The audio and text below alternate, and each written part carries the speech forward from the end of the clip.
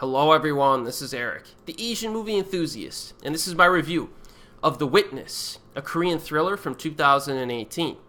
So an ordinary man witnesses a cruel murder and becomes entangled in circumstances out of his control. So one night in his apartment, Sang-hoon hears a woman scream.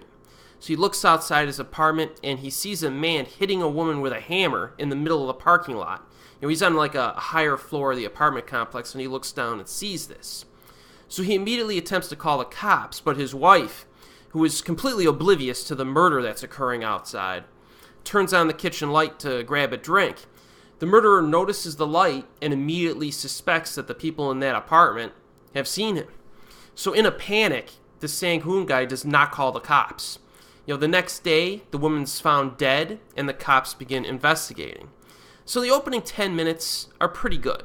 It's a bit contrived in how it sets things up, but I was okay with it because it's pretty suspenseful and the setup is interesting.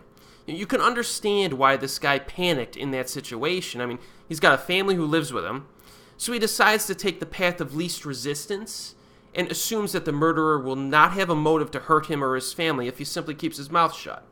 You know what I mean? Not a completely ridiculous position to have. Unfortunately, I had some difficulty suspending my disbelief while watching this film. So for example, no major spoilers here, but I'm just giving you some vague examples here. The killer consistently attacks people in the middle of public areas or in broad daylight with no problems whatsoever. I saw the same thing in the Korean movie Manhole, which I reviewed in my Asian horror playlist. Not a great movie by any means, but at least the killer in that film always attacked in the middle of the night when few people were on the streets. It was a little hard to swallow, but it wasn't that hard. You know what I mean? It was somewhat believable. The dude in The Witness is just roaming around this apartment complex in the middle of the day, occasionally murders someone, and somehow avoids getting exposed at any point. It's like ridiculous. Even worse, sometimes the cops are in the immediate frickin' area in the apartment complex while this guy's killing someone, and they fail to notice anything. It's absurd. Also, the entire film is basically a compilation of improbable contrivances. There's a scene where, the murderer kills another person, and he accidentally leaves the door of the apartment open while he's disposing of the body. Is this guy like a complete moron? Not surprisingly, someone sees what's going on and runs in terror. But of course, certain people conveniently show up at that specific moment to discourage the witness from reporting it to the cop who is on site. It's like the whole sequence just feels so fake and artificial, to the point of being a distraction. And this killer is not clever at all. I mean, the only reason he gets away with anything is because of bad script writing. It reminded me of Ekin Chen's character in Running Out of Time too. You know what I mean? That's not a good thing. And, there was a crappy Korean thriller back in 2001 called Say Yes, which was incomprehensibly stupid. The Witness actually reminded me of that movie at certain times. There's another scene where a cop is sent to someone's apartment for the sole purpose of protecting this person. And the cop, when he shows up, is acting like he's delivering a freaking pizza or something.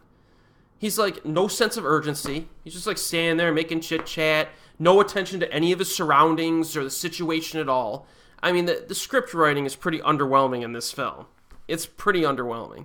And on top of that, the other annoying aspect is that the protagonist scares himself or gets accidentally scared numerous times by people who are not a threat. And this is the kind of thing you see in, bad horror movies all the time. He'll be sitting there real, all nervous, and someone will slap him on the shoulder and he'll be scared. And it'll just be like some random person. You know what I mean? It was like, hey, get out of my way. I got to get to my mailbox or something. It's not good stuff here. That's really my main problem with this movie, though. It's just the writing made it difficult to suspend my disbelief because everything just seems so unnatural. But I do not want to give the impression that everything about The Witness is bad because it's not the case. The performances are good. Sung-min Lee is the lead actor. He's consistently good in almost everything he's been in. Remember, just recently he appeared in The Spy Gone North and What a Man Wants, both of which are very good films. and everyone else in The Witness does a good job as well overall. And despite the contrived screenplay, there are some pretty good thrills along the way. The overall theme is kind of interesting. Direction is fine. Pacing is surprisingly good, actually. Unlike some other Korean films that I've covered in the past 6 months, this actually feels shorter than its runtime suggests, so that was a positive for me as well. So here's the deal with The Witness. If you could forgive the bad situational script writing and just turn your brain off, it's moderately entertaining. It's moderate. It's a fluff piece that's very easy to sit through, right? But there are plenty more Korean thrillers that you should prioritize over this one, in my opinion. But it's, I could sit through it, but man, they really should have toned up that script. It's available on Region 3 DVD with English subtitles. And as always, we'll see you next time.